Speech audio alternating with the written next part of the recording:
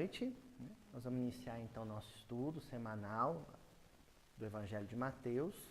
Nós estamos estudando a passagem da cura da filha de Jairo e a cura também da mulher hemorroíça, né? A mulher com fluxo de sangue, que é a passagem que a gente começou a estudar na semana passada. Nós estudamos o versículo 20, que é quando surge esse personagem, né? Buscando cura, buscando o amparo de Jesus. E hoje nós vamos continuar a mesma passagem com o versículo 21. Agora eu acho importante a gente retomar alguns pontos da semana passada, porque o versículo da semana passada ele vai oferecer elementos de reflexão para a gente descortinar algumas coisas muito nebulosas acerca dessa experiência, né? Talvez uma das experiências mais especiais assim, descritas no Evangelho. Alguns companheiros chegaram a me procurar no final da reunião e falaram, olha, eu imaginava que a interpretação do versículo seria outra coisa, não esperava esse caminho. A interpretação bíblica, desde que ela seja feita com base bibliográfica, ou seja, com referência bibliográfica, não seja colhida do vazio, ela apresenta realmente essas muitas faces, né? O Haroldo enfatiza isso bastante, outros companheiros também, de que ela apresenta esses vários ângulos, essas várias possibilidades de interpretação. Aqui a gente optou por uma, e inclusive a gente optou por essa interpretação em função do ineditismo. Porque a gente imagina assim, é uma passagem que já foi tão comentada na casa espírita, né, por vários companheiros, que se a gente amassasse o mesmo barro, da mesma forma, isso não seria relevante. Então nós optamos aqui por um caminho tão inusitado quanto relevante. Não há dúvida quanto a isso. É diferente, é um caminho inusitado, é um caminho que propõe algo novo, algo que se foi abordado em um ambiente mais restrito. Nós estamos compartilhando isso, inclusive, para fora da nossa reunião, mas é um caminho também muito relevante, que apresenta alguns pontos que são pontuais, né, são cruciais para os dias de hoje, das abordagens que foram propostas da semana passada. Queria aproveitar essa introdução também, gente, para dizer uma coisa. Eu tenho muito medo de que essa abordagem, essa proposta que a gente apresentou na semana anterior, isso seja de alguma forma acreditado algum esforço meu, e não foi. Eu tenho que enfatizar aqui o papel fundamental do grupo Evangelho Redivivo, que é um grupo de pesquisadores, de companheiros muito dedicados ao estudo da doutrina espírita. Alguns deles, inclusive, ou pelo menos dos elementos nem espírita, né, é uma irmã católica, que é a Ila. Então eu faço questão de mencionar o nome deles e o papel desse grupo, que é o pessoal que ao longo da semana faz a pesquisa, faz o levantamento, compartilha comigo. Eu quase que só tenho o trabalho de estudar e ser papagaio de pirata aqui, né? Ficar repetindo coisas que já foram previamente pesquisadas. Então a Eleonora Escobar, o Felipe Mascarenhas, a Sheila Passos, a Candice Minter, o Rodrigo Melorlando Bencavod, lá de Pernambuco, e a Ila, que coordena o grupo. Então, essa equipe de pesquisa ela tem sido fundamental, pelo menos nas últimas reuniões, que são as reuniões que estão sendo registradas. Certo? E o que foi que a gente trouxe de inovador na semana passada? Inovador para o nosso grupo, né? Mas isso aqui já é uma tradição milenar de pesquisa bíblica, né? Foi o trabalho que nós realizamos em torno da gemátria, né? Que é uma técnica de interpretação bíblica, onde um valor numérico é atribuído a determinadas palavras. E o valor numérico, que é o mote, que é o tom, né, para usar o exemplo da música, né, que deu o tom para a discussão da semana passada, é o 12. Por quê? Porque no versículo anterior, o versículo 20, o evangelista ele faz menção de que essa mulher com fluxo de sangue sofria dessa enfermidade há 12 anos. Então, de cara, o 12 já nos deu, né, o plano de interpretação completo quando nós pensamos que a 12ª letra do alfabeto hebraico é o Lamed, e que o Lamed, a grafia dele, a protografia, a grafia mais antiga do Lamed, é o desenho de um cajado. E o cajado é o símbolo do trabalho do pastor, daquele que tem a função de condução. Né? Oi, sim. E trazia um cajado. Muito bem lembrado. Exatamente. O Clarencio. Exatamente. É isso mesmo. Aliás, são muitas os pontos de conexão entre o nosso lar, entre a colônia Nosso Lar, entre o próprio André Luiz e a tradição rabínica. A começar pelo fato de que o plano urbanístico da colônia, a planta baixa da colônia, é a estrela de Davi. Começa por aí. Né? São 72 ministros e eram 72 sacerdotes no Templo de Jerusalém. Né? E o Clarencio ele aparece para André Luiz com a sua postura de ancião e trazendo um cajado em mãos. Então o cajado representa essa liderança espiritual. Então esse é o mote, esse é o ponto de partida.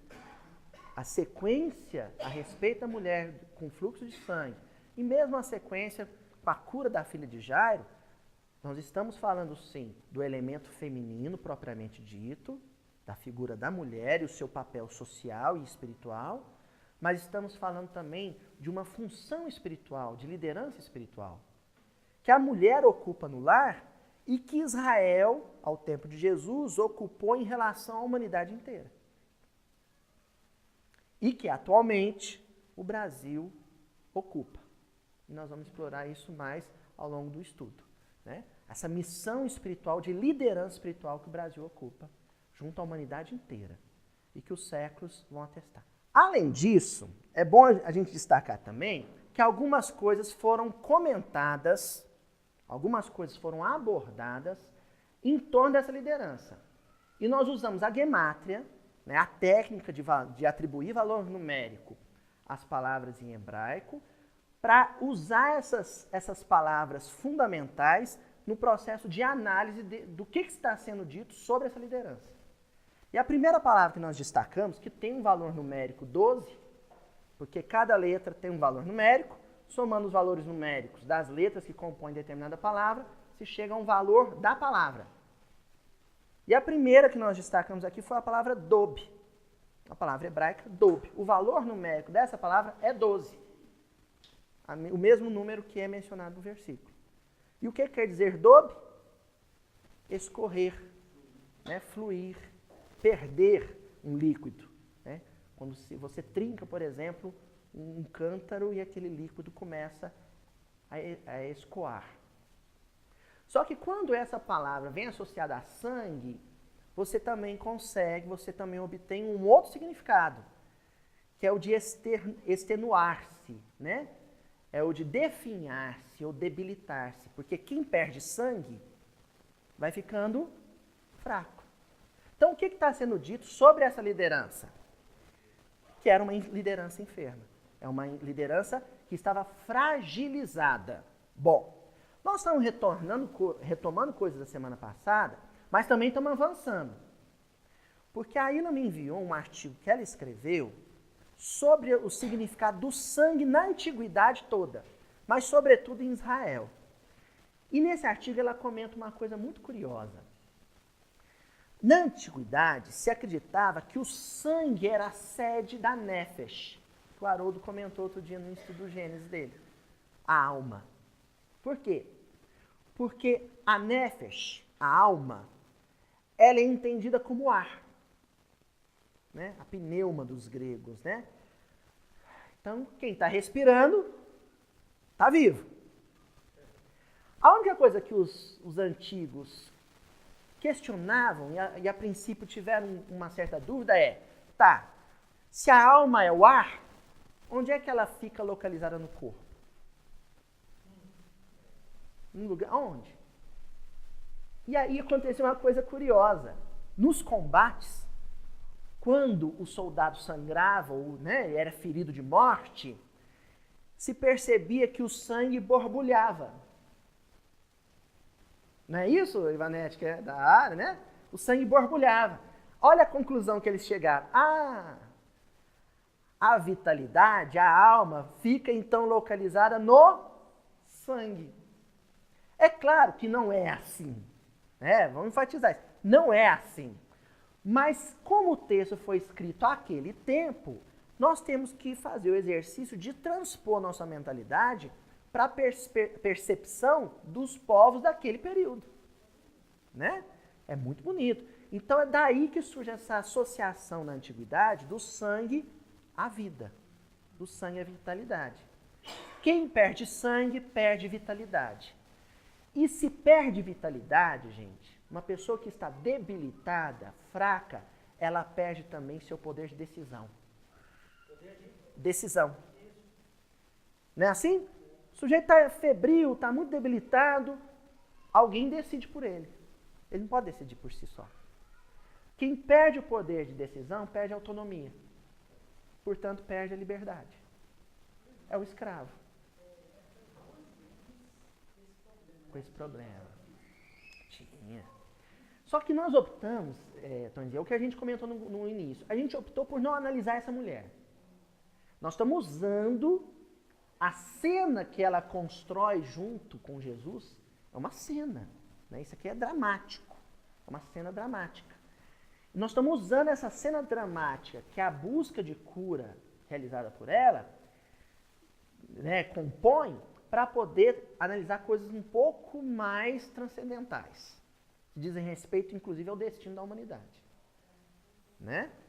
Então, se essa mulher estava perdendo o seu poder de autonomia, de decisão, né, as pessoas estavam vivendo por ela, né, ou conduzindo ela, porque ela estava fraca. Aí você fica totalmente dependente do outro. Então, isso simboliza que as nações que nós estamos analisando, que ocupam a mesma função de liderança espiritual dessa mulher, ou das mulheres em geral, também sofrem dessa perda de autonomia. E quem perde a autonomia, quem perde a liberdade, virou escravo de alguma coisa. Virou escravo de alguma coisa. Você se torna totalmente dependente da decisão de outro. É escravo. Né? Ok? Outra palavra que nós destacamos aqui. Ivar. Ivar. Né? Também uma palavra com um valor numérico 12. O que quer dizer ivar? Esperar. Mas é um esperar que advém de um processo de desejo, de querer intenso. Então, quem quer muito, deseja muito alguma coisa, essa espera, seja ela longa ou curta, para quem está querendo muito aquilo, é uma espera angustiante. Então vamos pensar no exemplo da refeição. Quem está com muita fome, o tempo que for que tiver que esperar pelo almoço, aquele período de espera vai ser um período angustiante. Então esses 12 anos de espera pela cura da mulher, à medida que o tempo ia passando, a angústia ia aumentando. Essa angústia, gente, é no sentido de ansiedade. Quando você ansia muito alguma coisa. E aí nós analisamos também a semana passada como o período de 12 anos para uma existência física é compatível com o período de 12 séculos, que marca justamente o advento da sociedade hebraica, da civilização hebraica, como civilização.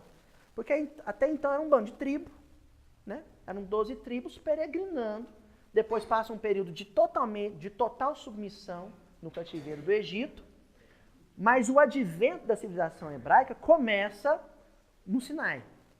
Mas também ali começa a sangria. Porque no episódio do bezerro de ouro, quando o povo, né, passa a adorar o bezerro de ouro, e depois Moisés vem e aí cega, né, parte o bezerro e depois quebra a tábua também, ali naquele episódio fica claro que aquele povo não estava completamente libertado do Egito, da exiguidade espiritual do Egito, do politeísmo do Egito. Então aquela ferida aquela mácula, né, aquela chaga, dali continua um fluxo. Que ao longo de 12 séculos, essa ferida politeísta, num povo que tinha um compromisso monoteísta, vai extenuando, vai enfraquecendo, vai fragilizando a posição de liderança desse povo. Né? 12 anos, bem lembrado. Né? Com 12 anos também é o período da maturidade. Então, coincide que no período de maior aflição dessa cultura, também chega o período de maior maturidade. Porque é assim na nossa vida. E isso é possível projetar numa vida coletiva também, numa comunidade inteira. No momento máximo da nossa aflição e da nossa angústia, num processo difícil, é também o nosso momento, né, o nosso apogeu, nosso momento áureo de percepção e lucidez espiritual. Né? A gente percebe isso claramente quando a gente tem um paciente, um doente crônico na família. No começo da enfermidade ele está revoltado, né? Aí depois, à medida que a enfermidade vai né, consumindo a vida daquela pessoa, depois de alguns anos a pessoa está mais acessível a novas ideias. Ela está mais aberta para concepções novas. É essa maturidade que o senhor Daniel mencionou.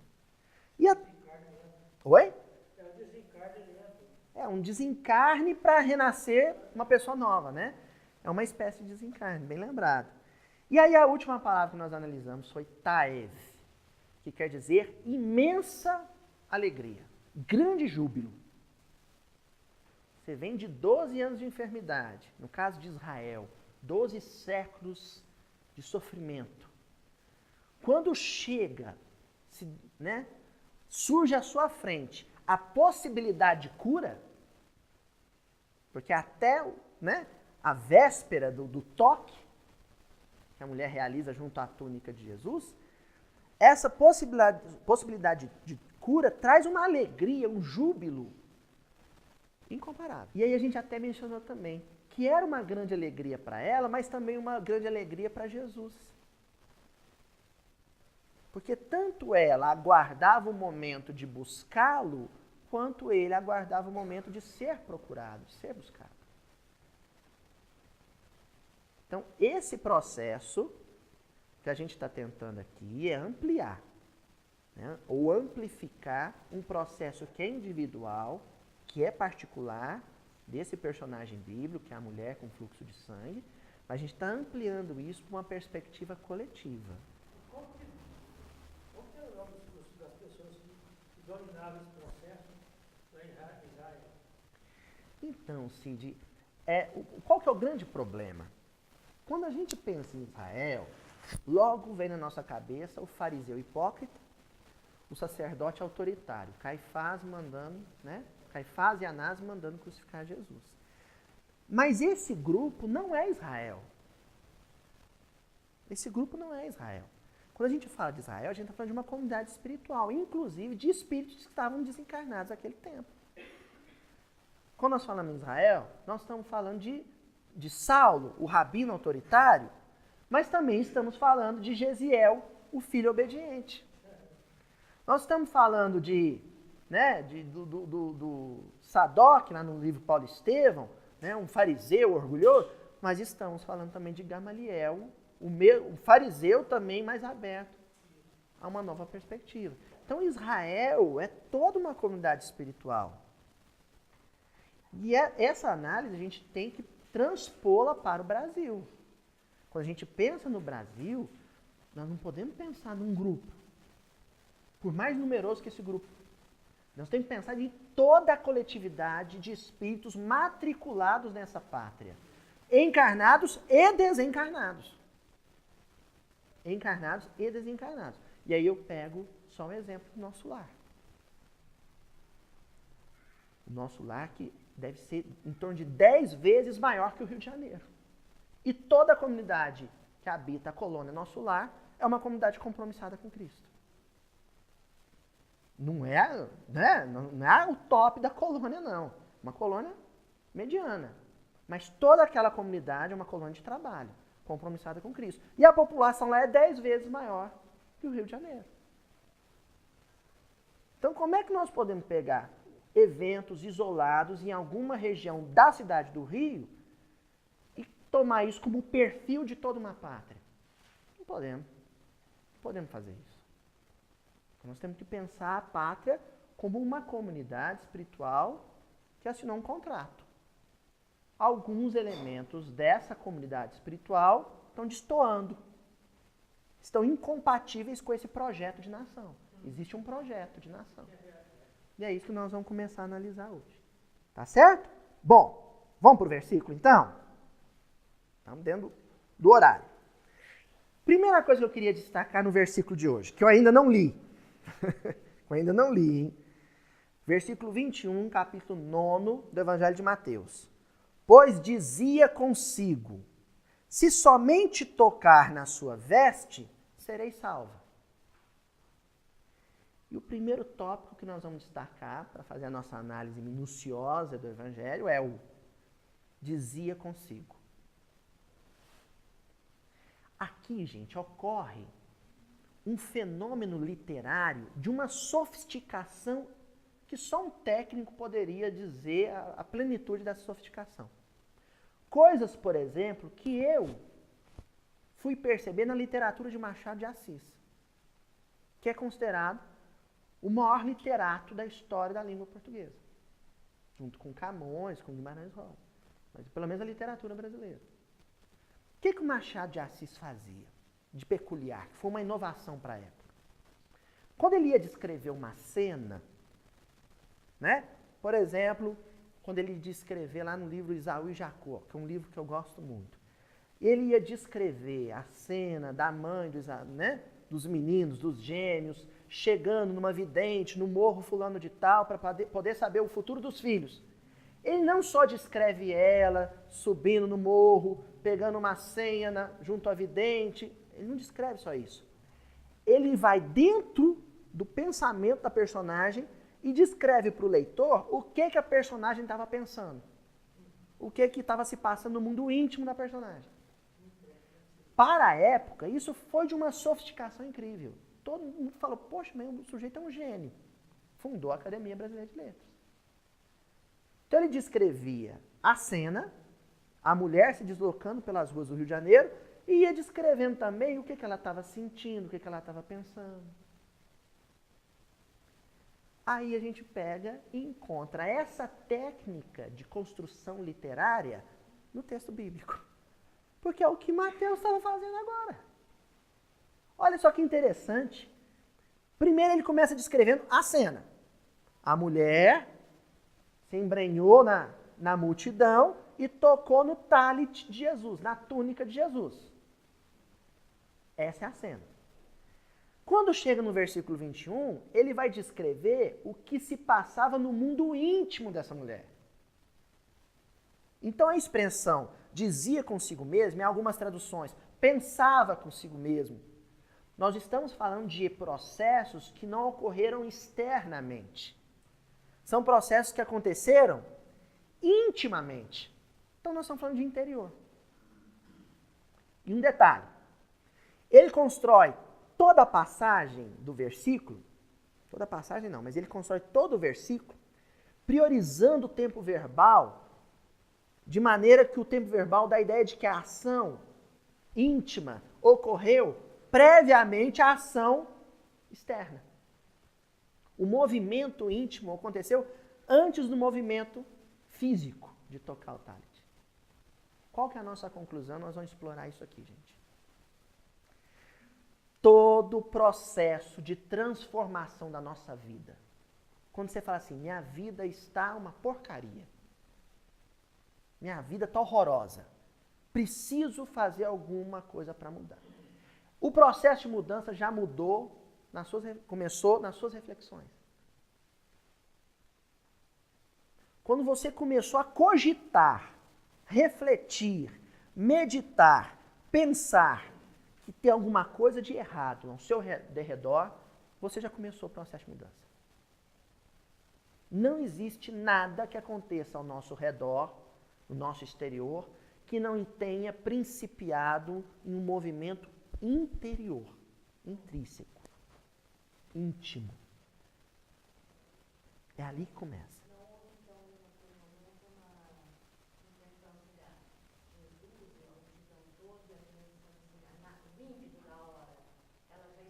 Estava pensando. Exatamente, isso. Não foi um. Né? Gente, né, tem aquela coisa do movimento involuntário do músculo, né? Esbarrei em alguém, opa, desculpa, né? Deu um espasmo aqui. Não é isso, né? Ela não estava no meio da multidão de curiosos e de repente ela esbarrou na túnica dele, Jesus virou e falou, quem me tocou? Ela estava pensando possivelmente, gente, há dias, ou há semanas, ou há meses, cogitando. Porque o Mateus, o autor aqui, ele diz que ela estava dizendo isso com ela mesma, mas ele não diz que foi exatamente naquele momento. Dizia consigo mesma. Pensava com ela mesma. Quando? Ontem, antes de ontem, começou a fazer isso no mês? Ela dizia. Ele não especifica isso. E aí eu trouxe um poema, que é um poema que o Haroldo adora, então... Esse poema está bem popular no movimento espírita, porque ele recita esse poema o tempo inteiro. Eu acho que seria relevante a gente fazer um miudinho dentro do miudinho. Sabe? A gente pegar o poema e analisar detidamente o poema. Porque esse poema vai esmiuçar mais, vai detalhar mais como é que foi esse processo que o Mateus resumiu. Porque ele resumiu. Dizia consigo mesmo, se eu tocar no pano eu vou ficar curado. Não é simples assim, né, gente? Tem mais coisa aí por trás. Com certeza, junto com esse dizer consigo mesmo, tem pranto. Não é? Tem conflitos. Tem mais coisa aí por detrás disso tudo. Né? Oi? Desesperança. Aí em seguida esperança, que é aí o conflito, né? Desespera. Depois volta a esperar, né? A debilidade física. Então tinha dia que ela estava mais fraquinha, tinha dia que ela recobrava aquilo. E aí a gente pega esse quadro e a gente amplia isso para uma nação. Esse pensamento dela já estava compactando com Jesus. Isso tudo ia colocando ela em sintonia, pouco a pouco, com Jesus, né? E a gente amplia isso para a nação. Porque é assim a nossa nação. Né? Um processo coletivo é um processo em que você tem um corpo social. E esse corpo social tem também uma alma coletiva. Essa expressão é usada pelo Humberto Campos no livro Brasil, Coração do Mundo, Pátria do Evangelho. Ele fala da alma coletiva de um povo. Então tem uma alma coletiva, e essa alma coletiva também está em um processo, né, de conflito, de esperança, e de vez em quando desespera. É esse processo. Né? Oi, seu Daniel. A alma da terra. A alma da Terra, tem a alma coletiva planetária, né? Faça.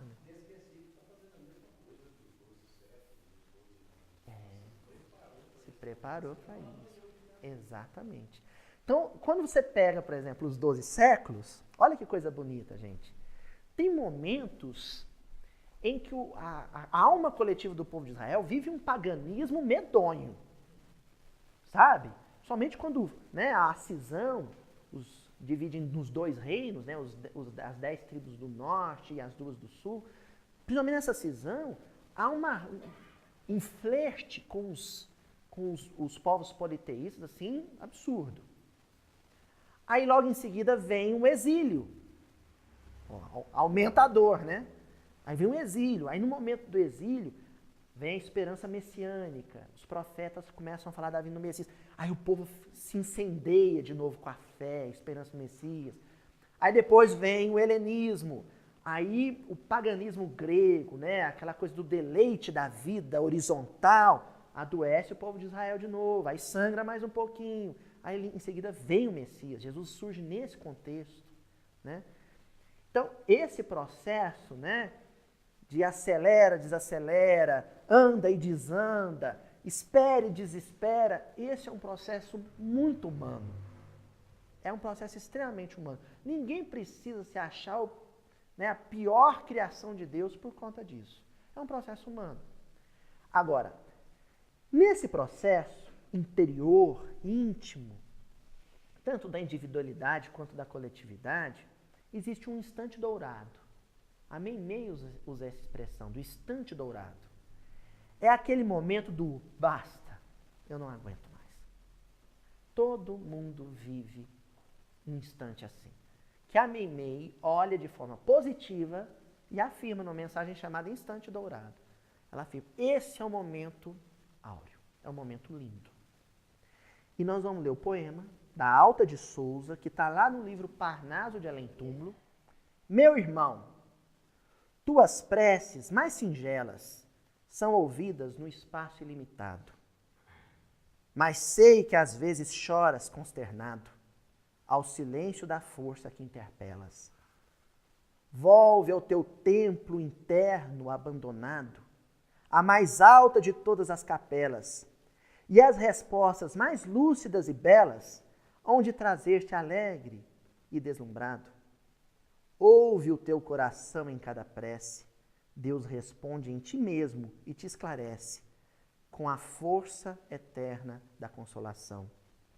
Compreenderás a dor que te domina, sob a linguagem pura e peregrina da voz de Deus em luz de redenção. Né? Lindo, né? E é um soneto, né? E agora nós vamos fazer um miudinho desse poema, porque ele vai explicar o consigo mesmo. Olha lá. Preces mais singelas. Quando eu peguei esse versículo e olhei ele, depois de ter relido o poema, eu fiz uma descoberta, gente. Sabe o óbvio? Que você fala assim, eu não percebi antes porque eu sou realmente um panaca. Estava na cara. O que Mateus está descrevendo no versículo 21? Uma prece. Porque a gente criou um padrão no movimento espírita, por exemplo. Vamos falar do movimento espírita. Quase que acadêmico, um formato estético de prece, que primeiro tem que começar com o Senhor Jesus, amado mestre. Não é assim? Aí depois vem, né? Aí tem que seguir, né? O louvar, agradecer, pedir.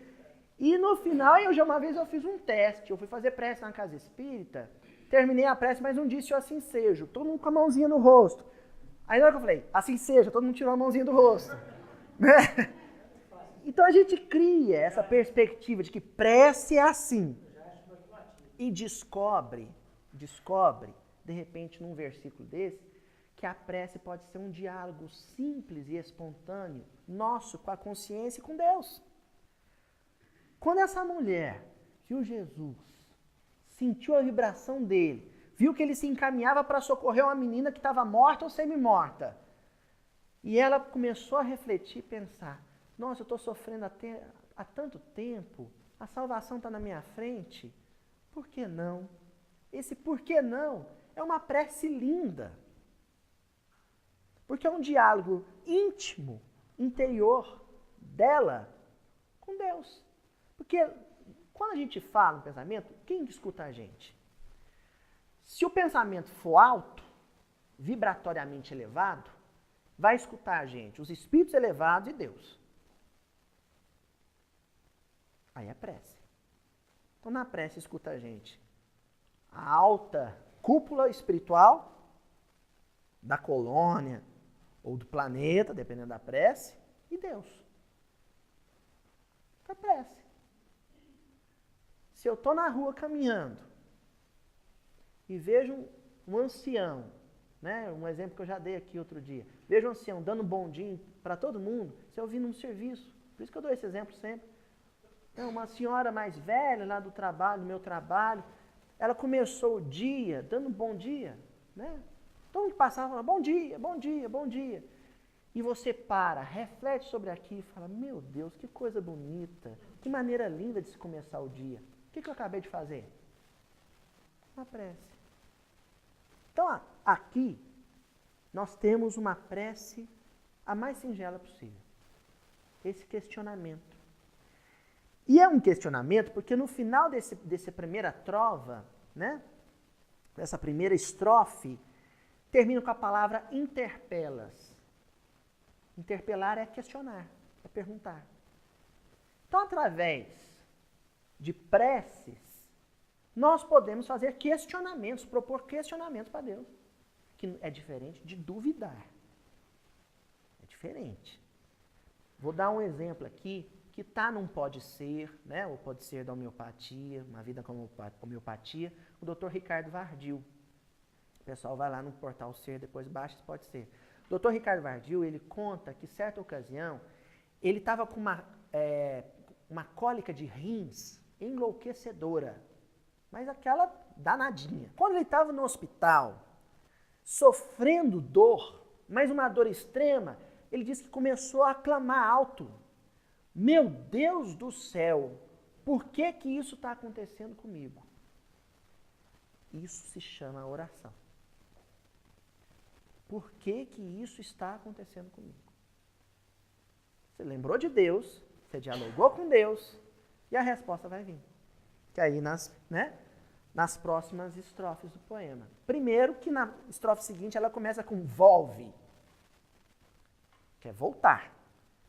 Olha só, gente. Aí eu fui lá no dicionário, eu olhei o volver. Oi? Fez um questionamento, mas um questionamento de boa fé, né? De quem queria realmente entender, porque tem um de blasfemo, né? Por que que isso está acontecendo comigo? Eu quero entender. Isso é fé raciocinada, vó. Né? Isso é fé raciocinada. Fé raciocinada é, por exemplo, Abraão, lá no livro Gênesis, quando Abraão questiona Deus, tá, o Senhor vai destruir Sodoma, mas e se lá tiver um justo? E se lá tiver 10 justos? E ele vai questionar. Isso é uma oração, é Abraão em prece. Que não é a blasfêmia. Aí tudo vai do padrão vibratório com que você faz o questionamento.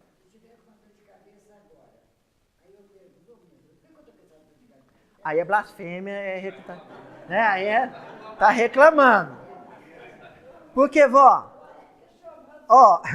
tem a linha e as entrelinhas, né? Na linha a senhora está dizendo, por que que eu tô com essa dor de cabeça? E nas entrelinhas está dizendo, tira essa dor de cabeça. Né? O questionamento do Dr. Ricardo é, eu estou sentindo uma dor muito forte. Eu sei que tem um motivo. E que esse motivo é justo. Eu quero saber qual. Quero entender. Isso é fé raciocinada.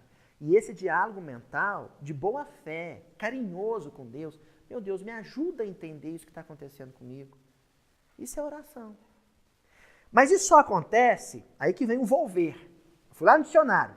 Volver, né? Voltar. Então você está indo num sentido, você muda o sentido. Como a gente está falando de mundo interior, quando nós estamos nos afastando de Deus, nós já comentamos aqui outro dia, nós estamos indo para a periferia, para a margem de nós mesmos. Não é? Aí a dor te convida para o volver, para o voltar. Mudou de sentido. Você estava indo de dentro para fora, do interior para o exterior. Mudei de sentido, volver. Aí é do exterior para o interior. Aí você vai para o centro. Aí o que vai ter lá no centro? Templo interno. Olha só. Quando a gente pensa no modelo clássico de templo, né, vamos pensar no templo católico. É o maior número no nosso país, pelo menos. Você tem a figura do altar, onde você vai consagrar alguma coisa. E o que uma pessoa vai fazer num templo? O sujeito está na praça, no centro de Uberaba, vê as portas da igreja matriz abertas. Ele entra lá dentro e senta. De vez em quando a gente entra numa igreja. Outro dia eu entrei numa igreja, eu acho bonita a matriz aqui, entrei para ver a beleza dela, né? Então, também fazer uma prece. Encontrei umas 2 ou 3 pessoas solitárias, e uma delas em lágrimas. Ela estava lá para estabelecer um diálogo com o Criador, com Deus. Só que ela estava num templo que era externo, porém imersa, mergulhada num templo interno. O nosso coração é o altar, onde a gente se relaciona intimamente com Deus. E aí tem algo bacana que ela comenta nessa estrofe, quando ela fala assim, da mais alta das capelas. Mais alta, né? Então, olha só, uma relação entre duas coisas. Gravem isso, gente. Todo movimento interior de introspecção é um movimento ascensional, de elevação vertical. Porque a gente fala muito do ângulo reto, né, seu Daniel? E as pessoas ficam imaginando geometricamente demais a coisa. E, na verdade, verticalizar é interiorizar. Quando a gente está fazendo um processo de autocrítica, de autoanálise, passando um crivo ali, né, um pente fino nas nossas ações, conforme propõe Aurélio Agostinho, ou Santo Agostinho, lá no Livro dos Espíritos, aquilo é um movimento ascensional, de elevação. Todo movimento de interiorização é um movimento ascensional. E todo movimento em que os nossos olhos, as nossas atenções, estão integralmente voltadas para as coisas externas, exteriores, é um movimento horizontal, é um movimento rasteiro também. Quando a nossa atenção espiritual está muito dedicada ao carro, ao emprego, né, a roupa nova, isso é um movimento rasteiro. Notem bem. Não é que você não vai se preocupar com a roupa, com o emprego, mas é só a gente pensar no coração, no pulsar. Não é assim? Expansão, contração. Expansão, contração. Se um coração só expandir e em seguida ele não contrair, o que a gente disse que aconteceu com ele? Parou de bater. O que aconteceu com a pessoa? Morreu. Então, quando a gente vai para o emprego, quando a gente vai, né, pagar imposto, quando a gente vai olhar o extrato banco, a gente está expandindo, está se relacionando com o mundo, com o exterior. Mas quando a gente para escutar uma música bonita, para ler um livro edificante, para fazer uma oração, ou para fazer uma autocrítica, a gente está contraindo, interiorizando. Então, a alternância entre esses dois movimentos é que traz o pulsar da vida, né? Coração batendo, pulsando. Aí a pessoa, aí é vida. Aí é vida verdadeira. Senão, a pessoa está morta. Né? Aí alguém vai dizer, e quando só interioriza? Aí é aquele sujeito que sobe lá na montanha X, entra no mosteiro, sem crítica nenhuma, e fala, eu quero me manter puro e não quero me relacionar com o mundo, eu quero atingir o nirvana. Aí, né? Tem que vir para o mundo e tem que se relacionar com o mundo. Tem que viver. Tem que se submeter às dificuldades do mundo, aos problemas da nação, conviver com gente difícil, passar fome, passar frio, adoecer. Então, porque isso é o pulsar. Né? Vai lá e vai conviver com a sua família, vai lá, né? Vai lá pulsar, vai lá vibrar. E aí, então, ela diz, a Alta de Souza, ouve o teu coração. Aqui é poesia e não tem como traduzir de outra forma. Não tem racionalidade aqui, gente. Ouvir o coração. Não tem. Basicamente é assim. Estou com um problemão, não sei como resolver ele, paro, respiro, entro em sintonia com o pulsar de Deus, que Deus também está pulsando, né? Entro em sintonia com Deus, faço uma oração, e aí quando eu termino aquela oração, um pouco depois, já sei. E na hora que você diz aquele já sei, você sente um conforto no coração, um alívio. Achei a solução. É isso aí. Tem racionalidade por detrás desse processo? Não tem. Eu estou falando daquele alívio no coração, tá entendendo? Sabe esse fôlego que você toma para continuar vivendo? Quem vai te dizer isso é o coração. Você sente aquele bem-estar, aquele conforto no coração. Esse conforto no coração que é indescritível, é intraduzível em linguagem verbal. Isso é o que nós estamos chamando aqui, né, a Alta de Souza está chamando de linguagem peregrina. Né?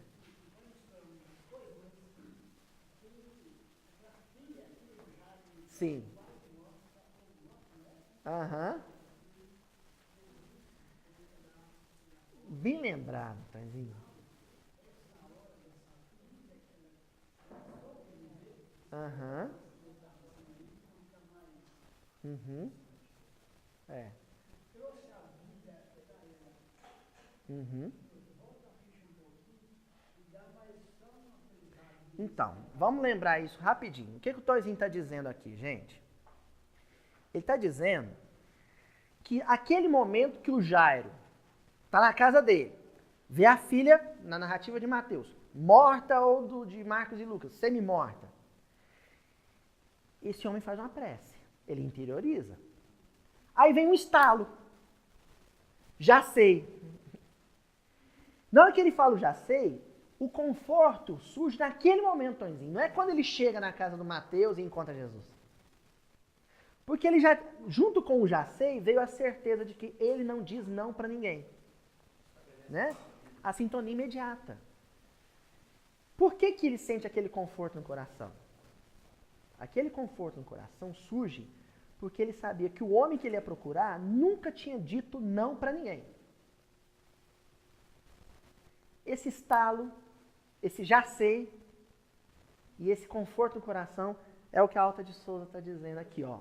Olha que bonito. Compreenderás a dor.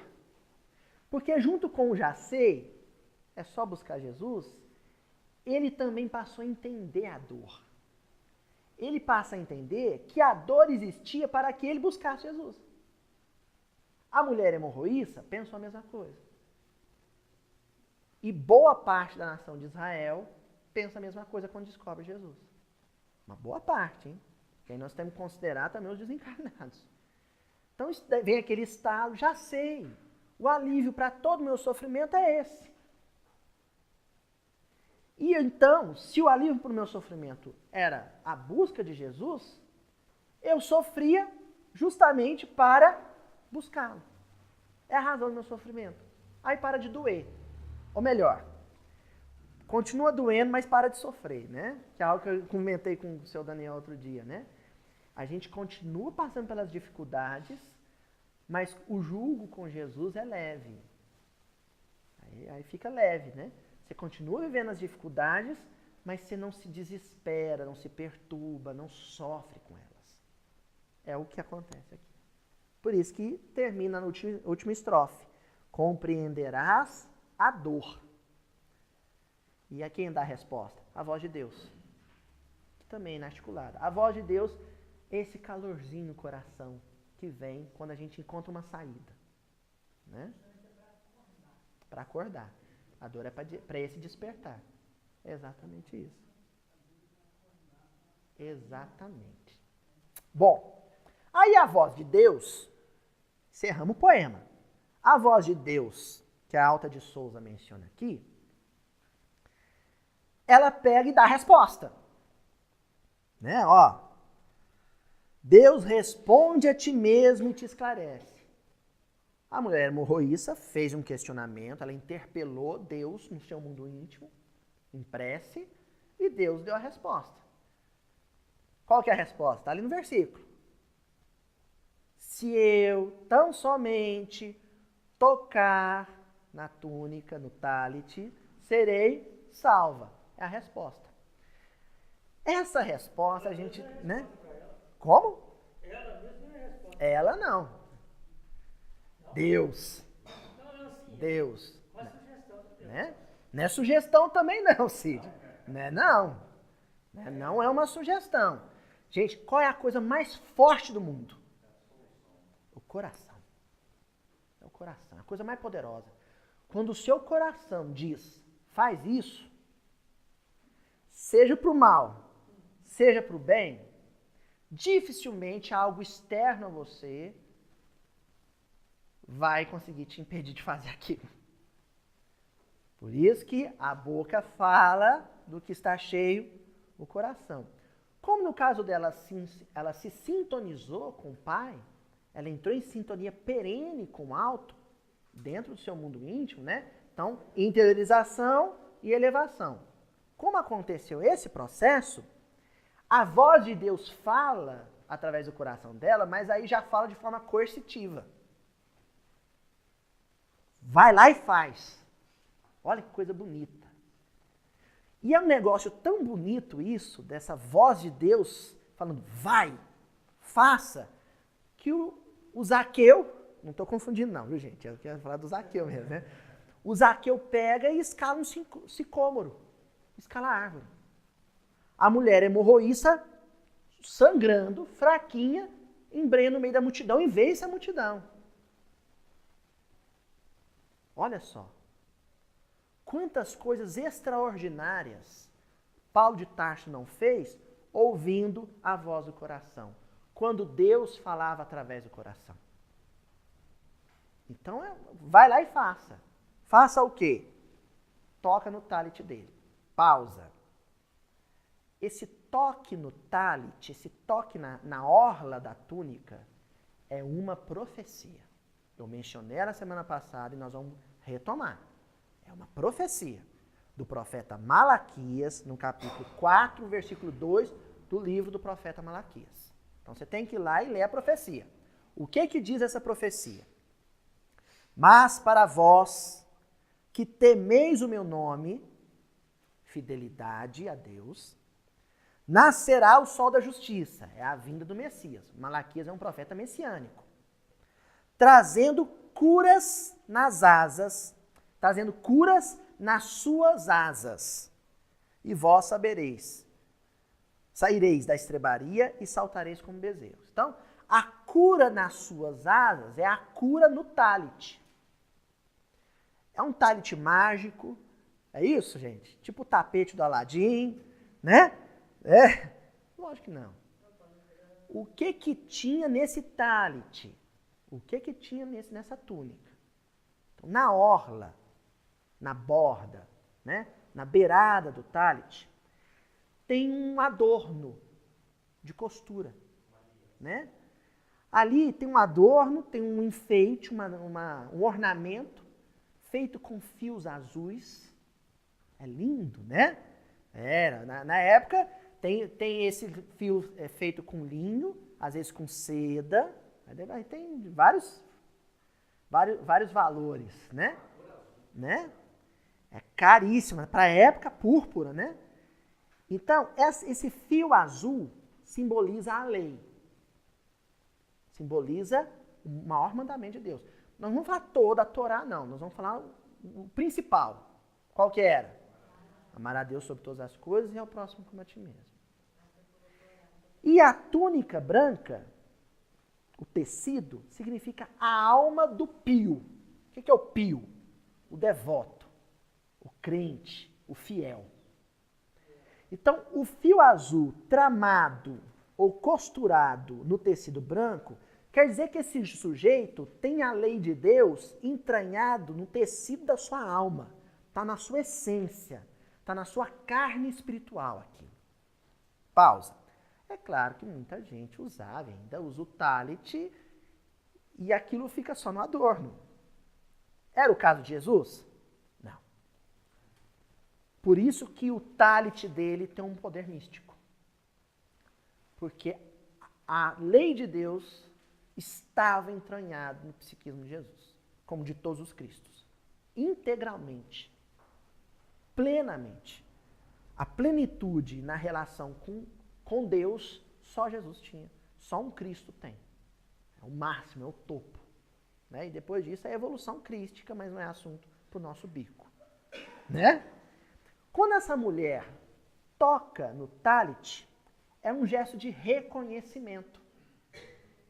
Ela admitindo algo que ela levou 12 anos, talvez, para admitir. E que no caso de Israel, ou parte de Israel, havia levado 12 séculos para admitir. Que não basta o fio azul existir.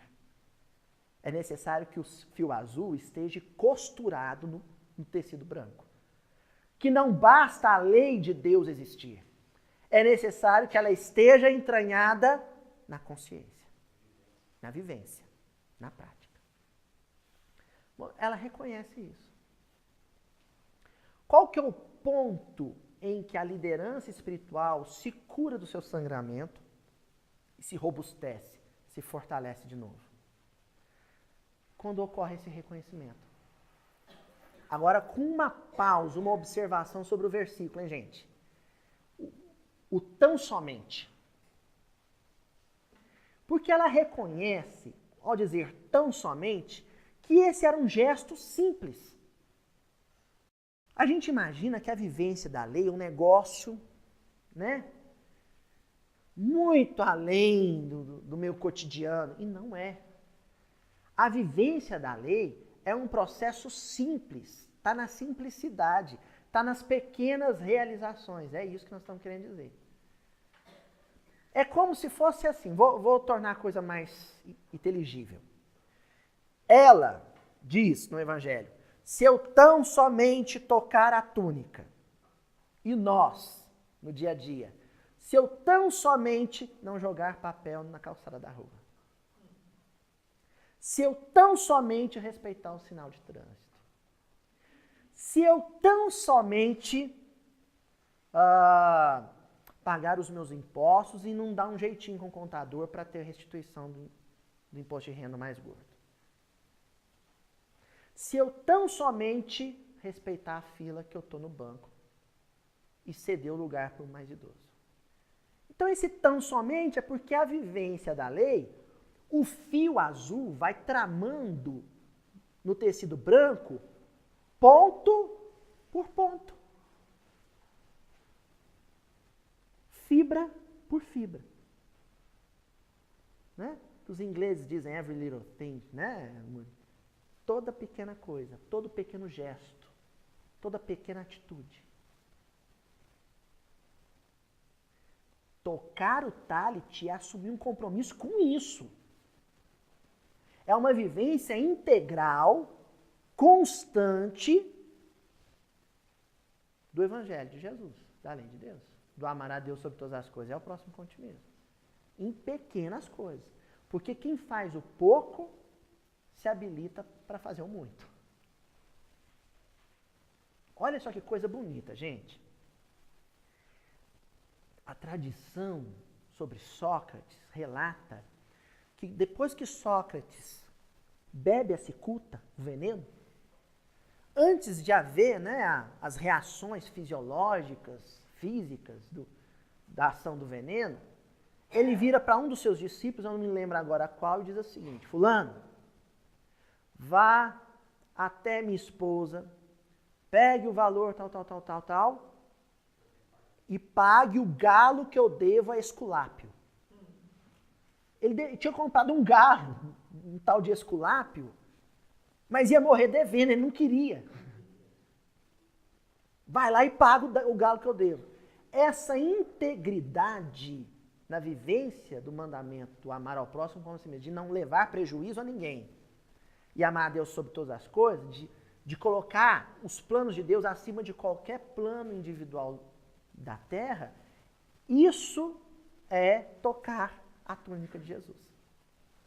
Agora a observação mais importante.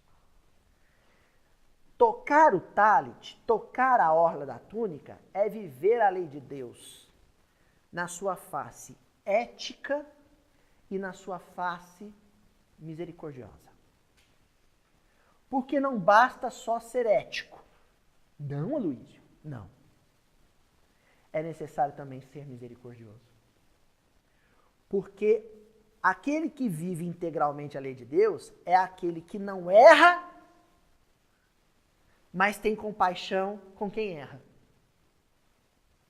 O que nós vislumbramos no Brasil hoje, por exemplo? Para analisar o caso do Brasil que sangra, né?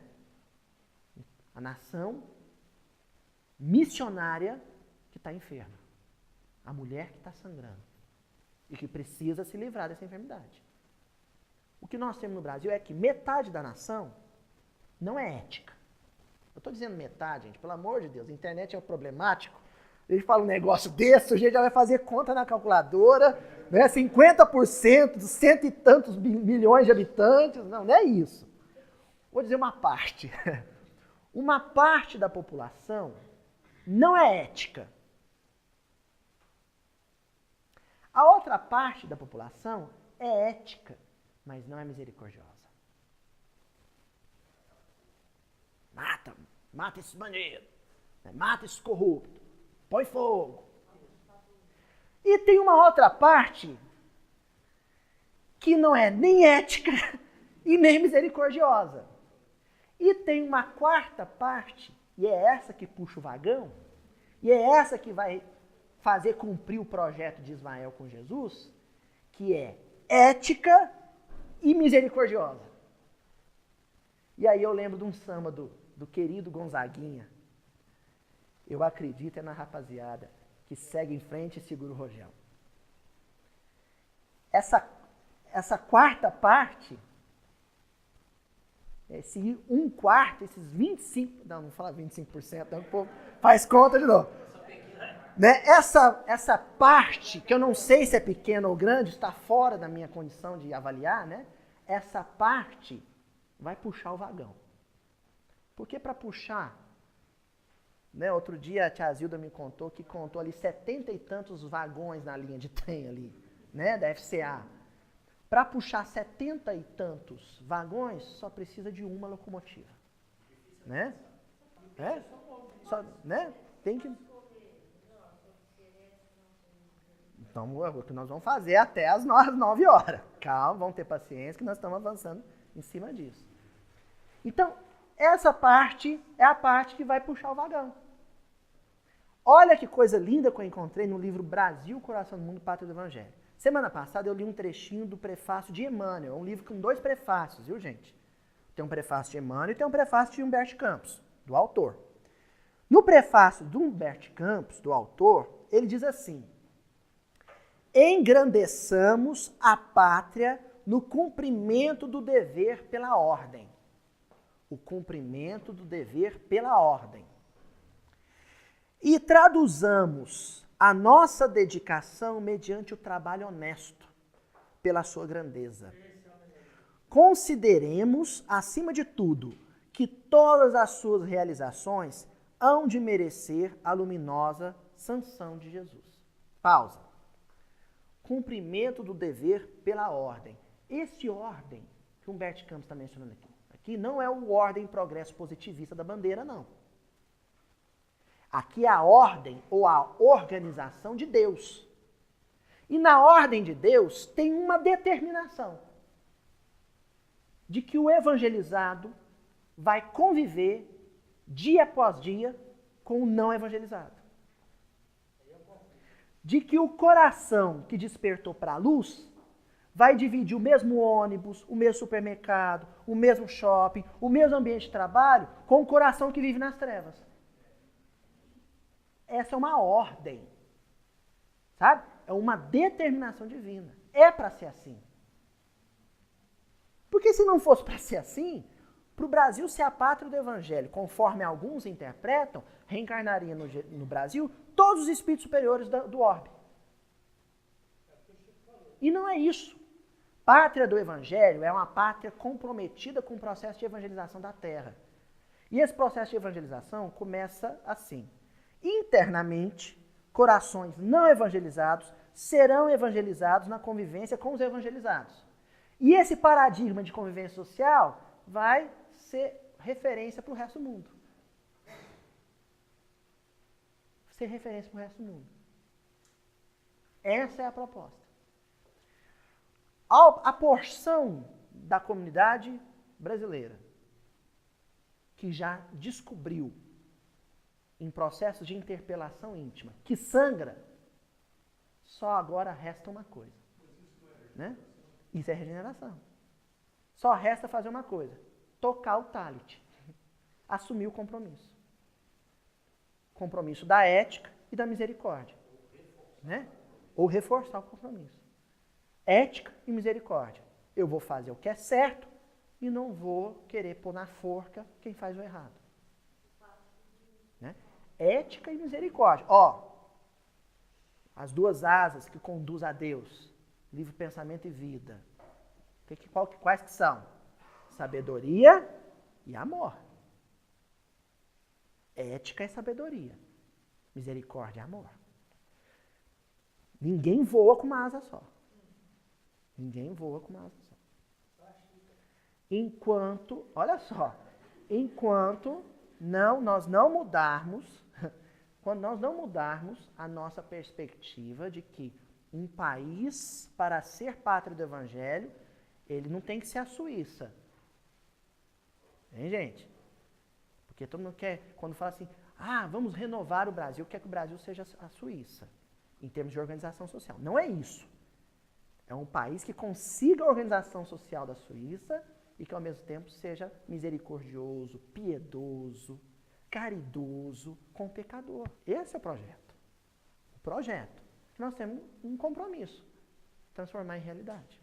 Bom, só que nesse projeto, gente, aí nós vamos fechar com chave de ouro. Aí eu vou ficar feliz porque nós vamos amarrar as pontas todas.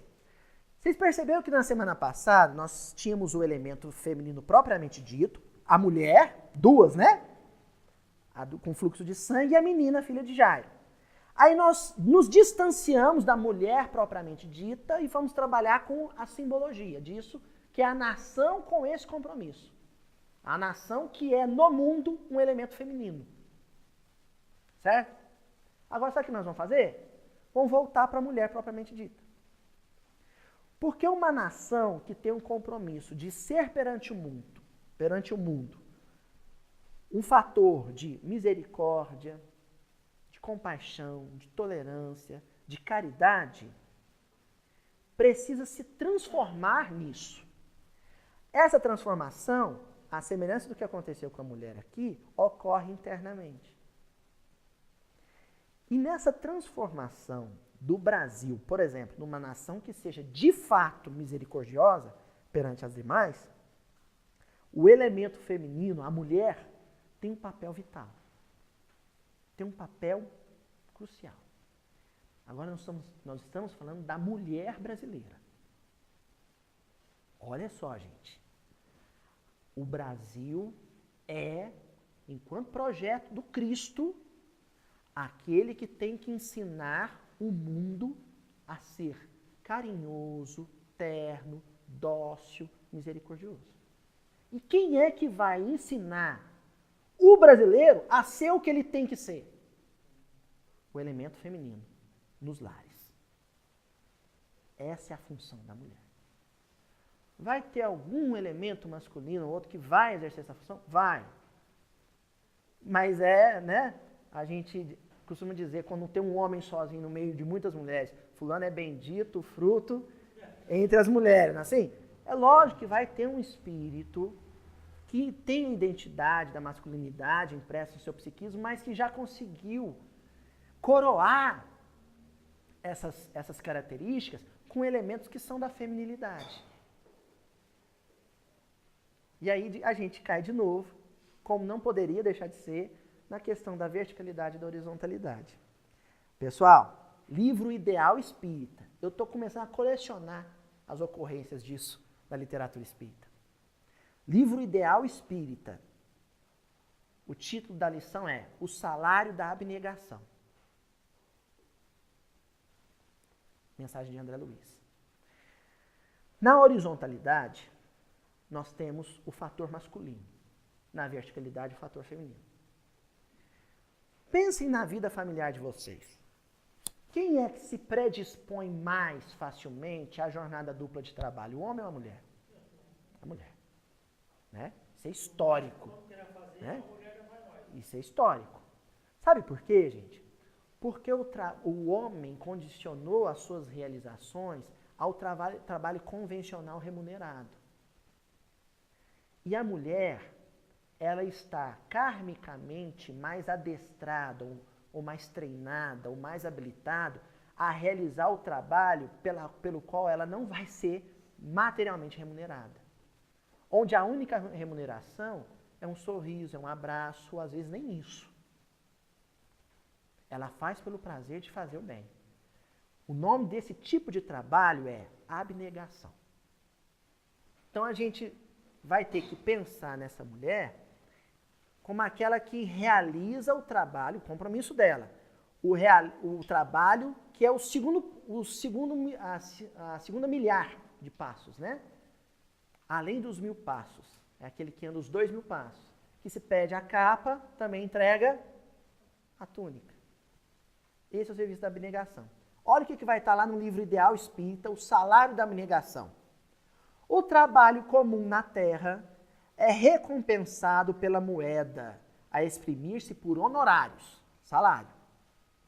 O trabalho extra, os 2.000 passos, no reino do Espírito, é pago em recursos de ascensão para a alma. Ó, ascensão. Aí ele completa. O trabalho ordinário, gente, é aquele que é comum. Né? Ordinário, marcha, né? É o soldado comum. O trabalho ordinário conduz o servidor ao domínio horizontal do meio. Horizontal. Em que vive. E o trabalho extraordinário eleva-o em sentido vertical às esferas superiores. O André Luiz aprendeu a lição com a irmã Laura e aqui ele apresenta de novo. Quando eu estou trabalhando, passei meu ponto, estou trabalhando às 8 horas do dia ou mais, não sei, né, pela CLT 8 horas, né, para receber meu salário. Isso é horizontalidade. Esse trabalho é bem masculino, viu, gente? E a mulher, historicamente, teve que, né, se lançar nesse meio. Minha esposa trabalha, né? Não tem escolha. Agora, quando você faz pelo prazer de servir, pelo prazer de ser útil, pelo prazer de aliviar a dor de alguém, o sofrimento de alguém, ou levar conforto à vida de alguém, esse trabalho é vertical. E isso é muito típico da mulher, muito próprio do temperamento feminino. Olha que coisa, gente. Todas as grandes nações, as grandes potências do mundo, realizam grandes coisas mediante uma contrapartida. Mediante uma contrapartida financeira. O Brasil, ao ocupar esse posto, ao assumir esse papel que lhe foi predito pelo Cristo, ele tem um compromisso de realizar benefícios para outras nações sem contrapartida. Quer que eu dê um exemplo? Nós vamos só dar um exemplo, nós não vamos discutir ele, não. Só para dar um exemplo, acolher refugiados. É lógico que tem um brasileiro ou outro que põe na ponta do lápis na calculadora, é porque vai ser oneroso, vai gastar tanto. Isso aí é quem só trabalha na horizontalidade. Quem trabalha na verticalidade, quem aguarda só o salário da abnegação, que é a consciência tranquila, faz e não põe na ponta do lápis. Não sabe? Não faz cálculo na calculadora dos ônus e bônus. Não faz isso. Porque é movido pelo coração. As mães no Brasil têm um compromisso de ensinar os seus filhos a realizar coisas, a fazer coisas que sejam benefícios para os seus semelhantes, sem necessariamente estar associado a algum ganho. Meu filho, a mãe assou essa fornada de pão de queijo. Eu vou pôr aqui, ó, nessa Tupperware, fazendo propaganda. Vou pôr nessa Tupperware. Você vai atravessar a rua com cuidado, eu vou ficar te olhando aqui da calçada, e você vai lá na vizinha entregar para ela e falar que é um presente para ela, porque ela está doente. Mas mãe, o que nós vamos ganhar? Não vamos ganhar nada com isso. Estou fazendo pelo prazer de fazer. Ah, não mãe, deixa eu assistir desenho. Desliga a televisão, vai lá, você vai primeiro aprender a servir. E essa lição, gente, ela está no Evangelho segundo o Espiritismo.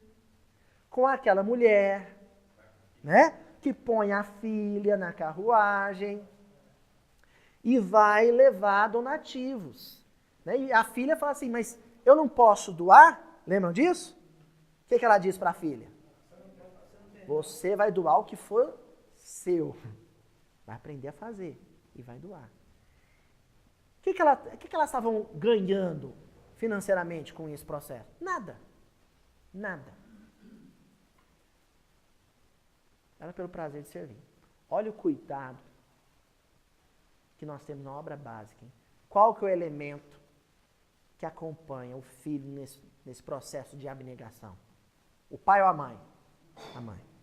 Isso não é à toa, hein? Aquilo é uma parábola moderna. Não é à toa. Ali, os espíritos da codificação e Kardec estão indicando de quem é esse compromisso. É do pai também. Só que principalmente, sobretudo, da mãe. E aí eu queria encerrar com a Revista Espírita, gente. Com a Revista Espírita e o Livro Consolador. Porque a Revista Espírita é uma ilustre desconhecida para o movimento espírita, né? Infelizmente. Mas lá na Revista Espírita de 1867, tem uma mensagem da Cárita. O Espírito, da Preste Caritas, né? E ela afirma o seguinte nessa mensagem, sobre o papel da mulher. Contentai-vos, pois, com a sorte que vos está reservada. Continuai vossa tarefa. Ficai como medianeiras entre o homem e Deus.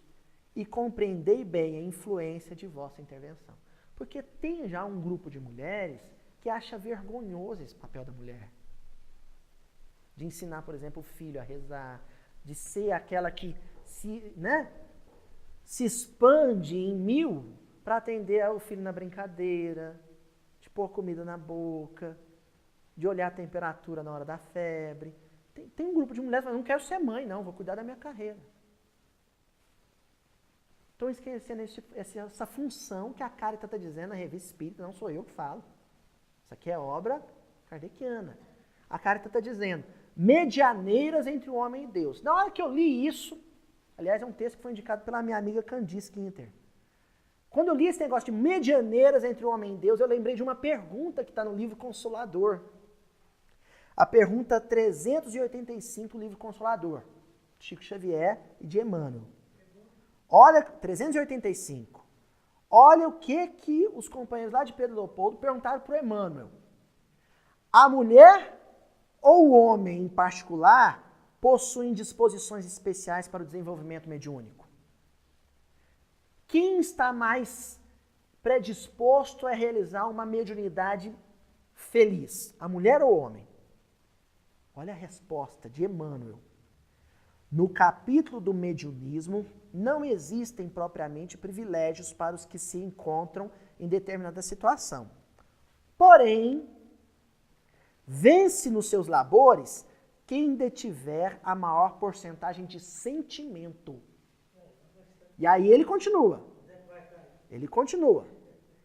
E a mulher, pela evolução de sua sensibilidade em todos os climas e situações, através dos tempos, está na atualidade em esfera superior à do homem, para interpretar com mais precisão o sentido de beleza, as mensagens dos planos invisíveis. Sabe o que eu lembrei na hora também, gente? A gente encerra por aqui. Nosso lar, aquela sala de aula verdejante, eu nem saberia definir aquilo. O André Luiz também tenta e não consegue muito, não. Eles fazem uma sala de aula com arbustos e bancos verdejantes, onde a irmã veneranda ia dar aula de evangelho para alunos do nosso lar.